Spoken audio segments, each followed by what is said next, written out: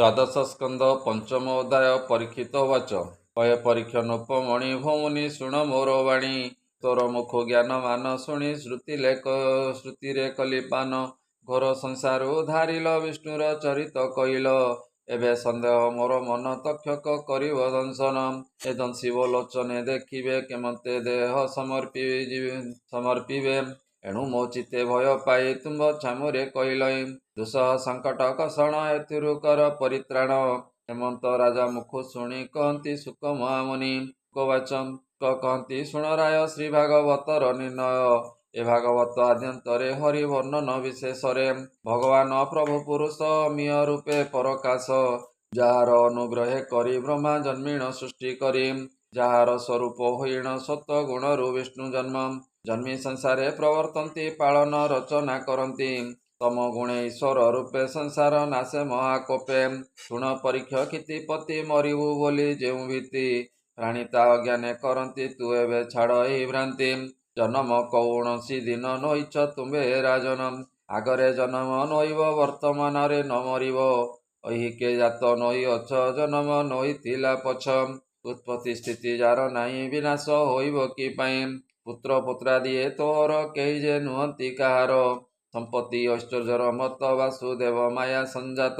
ଯେମତେ ବୀଜରୁ ଅଙ୍କୁର ତହିଁ ବୃକ୍ଷାଦି ଅବତାର ସେ ଫଳ ଇ ପ୍ରତ୍ୟକ୍ଷେ ବୀଜ ଅଙ୍କୁର ପୁଣି ବୃକ୍ଷେ ତେମତ ହୋଇ ଦେହାଦିରେ ମାୟାରେ ସନ୍ତତ ପ୍ରଚରେ ଉତ୍ପତ୍ତି ବିନାଶ ଯେ ହୋଇ ଯେନେ କାଷ୍ଟରେ ଅଗ୍ନିତାଇ ଶୁଣ ରାଜନ ମନ ଦେଇ ଏହା ଯେ କହିବା ବୁଝାଇ ଅରଣି କରିତା ମନ୍ତିଲେ ଅଗ୍ନି ପ୍ରକାଶ ହୁଏ ବୋଲେ ପ୍ରତ୍ୟକ୍ଷ ଦର୍ଶନ ଦିଅଇ ଅରଣି ଭସ୍ମ୍ୟ ଯେ କରଇ ଆପଣେ ଅନ୍ତର୍ଧ୍ୟାନେ ଯାଇ ଏ ଭାବେ ଦେହ ଆତ୍ମା ଥାଇ ଯୋଗ ଅଭ୍ୟାସରେ ମନ୍ଥିଲେ ଦର୍ଶନ ପାଇ ତାକୁ ବୋଲେ ସେ କର୍ମ ବନ୍ଧନ ଶରୀର ଦଗ୍ଧ କରି ହୁଏ ଅନ୍ତର ସ୍ୱପ୍ନେ ସେ ମୁଣ୍ଡ କାଟ ଯାଇ ପ୍ରାଣ ତ୍ୟାଗ ହୋଇଣ ଥାଇ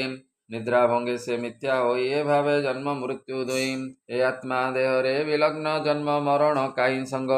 ପୂର୍ଣ୍ଣ ଘଟରେ ଜଳ ଯେନେ ଚନ୍ଦ୍ର ସୂର୍ଯ୍ୟ ଦିଶେ ଗଗନେ ଆକାଶ ସ୍ୱର୍ଣ୍ଣମୟ ଦିଶେ ଘଟ ବିଯୋଗ ନୁହେଁ ଶେଷେ ସେ ଭାବେ ଦେହ ନାଶ ଗଲେ ଜୀବ ମିଳଇ ବ୍ରହ୍ମ ତୁଲେ ଏ ଘଟର ବିନାଶ ହୁଅଇ ଜନ୍ମ ମରଣ ତାର ତଇ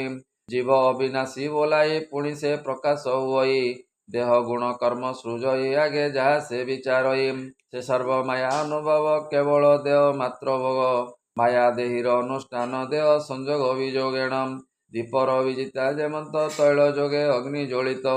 ତାହାକୁ ଅସଂଯୋଗ କଲେ ଅଗ୍ନି ଅଦୃଶ୍ୟ ହୁଏ ବୋଲେ ଏମନ୍ତ ମାୟା କର୍ମ ଯୋଗେ ଜୀବ ଯେ ସଂଯୋଗ ବିଯୋଗେ ଜୀବ ମୃତ୍ୟୁ କର୍ମେ ବିଯୋଗ ଦେହରେ ଯେ ଗୁଣ ସଂଯୋଗ ତମ ଗୁଣରେ ନାଶ ଯାଇ ସତ ଗୁଣରେ ସେ ବଡ଼ଇ ଦେହ ଆତ୍ମା ଲାଗି ନଥାଇ ଆତ୍ମା ଯେ ଜ୍ୟୋତି ସ୍ୱରୂପ ବ୍ୟକ୍ତ ଅବ୍ୟକ୍ତ ପରାପର ଆକାଶ ପ୍ରାୟତା ସଂସାର ଜଗତେ ଆଶ୍ରୟ ଯେ ଭୂତ ସର୍ବବ୍ୟାପୀ ନିଶ୍ଚଳ ମତ ଅମୃତ ଫଳ ସେ ଫଳନ୍ତି ଯୋଗ ଅଭ୍ୟାସେ ଉତପତି ଏହି ପ୍ରକାରେ ଆତ୍ମା ଜାଣି ଆତ୍ମାକୁ ଆତ୍ମା ଭାବେ ମଣି ଅନୁଭବ ବୁଦ୍ଧି ବଳରେ ବାସୁଦେବଙ୍କୁ ଚିନ୍ତା କରେ ସୁସ୍ଥିର ଚିତ୍ତେ ହୋଇ ଧୀର ମନକୁ ଭୁରୁ ମଧ୍ୟ କବରମ୍ ସେ ବାସୁଦେବ ଆତ୍ମା ଲୀନ ଧ୍ୟାନେ ଦେଖେ ସେ ନିରଞ୍ଜନ ମୁକତି ନିର୍ମାଣ ପାଇବ ତକ୍ଷକ ବାଧା ନ ଲାଗିବ ତକ୍ଷକ ବ୍ରାହ୍ମଣ ସାପରେ ଦଂଶିବ ତୁମ୍ଭର ଦେହରେ ମାୟା ଦେହକୁ ସେ ଦଂଶିବ ବିଷ ଜ୍ୱାଳାରେ ଭସ୍ମ ହେବ ଜୀବ ଥିବା ଯାଏ ତୁମ୍ଭର ଦଗ୍ଧ ନ କରିବ ଶରୀର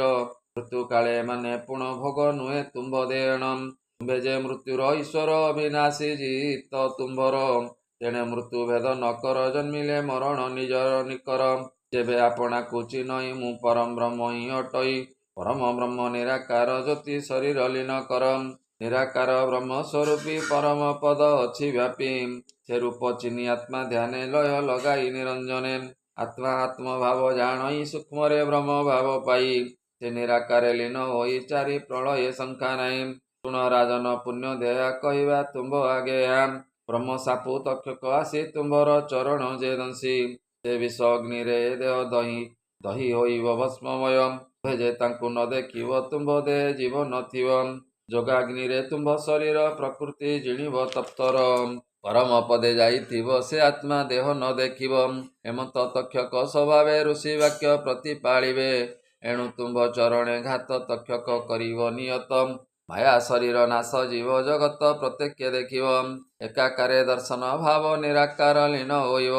ଯା ମତେ ତୁମ୍ଭେ ପୁଛା କଲ କହିଲୁ ତୁମ୍ଭକୁ ସକଳ ସର୍ବ ଆତ୍ମା ଯେ ବାସୁଦେବ ଏବେ ଧ୍ୟାନରେ ତାଙ୍କୁ ସେବ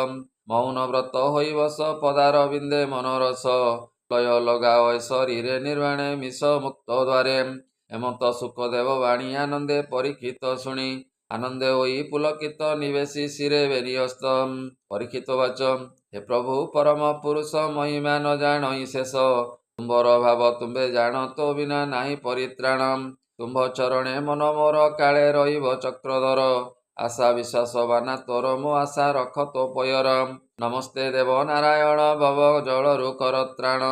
କହି ଦାସ ଜଗନ୍ନାଥ ତ୍ରାହି କରିବେ ପଦ୍ମନେତ୍ର ଇତି ଶ୍ରୀମଦ୍ଭାଗବତେ ମହାପୁରାଣେ ପରମହଂସ୍ୟାଂ ସହିତାଂ 82 ଦ୍ୱାଦଶ ସ୍କନ୍ଧେ ନୈମିଷାରଣ୍ये ତ ସୌନକ ପ୍ରଶ୍ନେ ଶୁକ ପରୀକ୍ଷିତ ସମ୍ବାଦେ परमार्थ शरीर निर्गुण कथने नाम पंचम अध्याय बोलानंदे कवार हरि हरि बोल।